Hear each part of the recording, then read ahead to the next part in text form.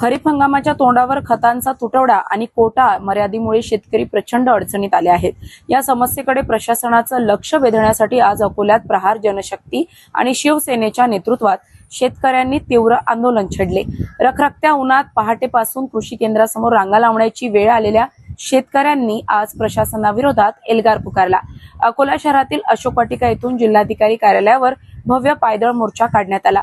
या आंदोलनात शेतकरी मोठ्या संख्येने सहभागी झाले होते।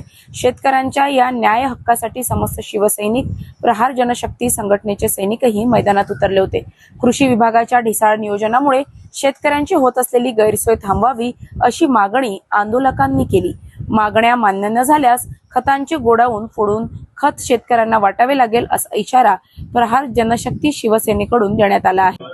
आज आमची जे प्रमुख मागणी आहे, जो जिल्ह्यात हे जिल्हाधिकारी मॅडम यांनी जो बफर स्टॉक केलेला आहे, त्या स्टॉक संदर्भात आपल्याजवळ माहिती आहे। एवढा बफर स्टॉक पूर्ण जिल्ह्यात केलेला आहे आणि या बफर स्टॉक मुळे शेतकरी हा सध्या खतापासून खूप वंचित राहून राहिला।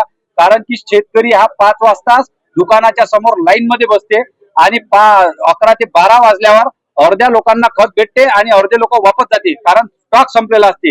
पण त्या तालुक्यात स्टॉक पोहोचलेला आहे। हा बफर स्टॉक रिलीज करून हा सर्व शेतकऱ्यांमध्ये वाटण्यात यावा, ही आमची प्रमुख मागणी आहे।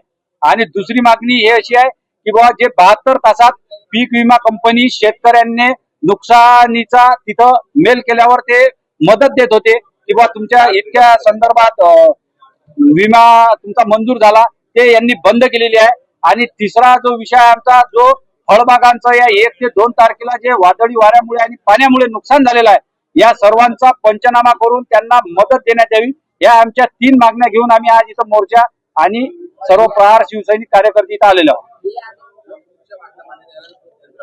या आता जर समजा आमच्या मागण्या मान्य नाही झाल्या तर आम्हाला कारण नसताना त्या गोडाऊन फोडून सर्व शेतकऱ्यांना ते खत वाटून द्यावं लागेल।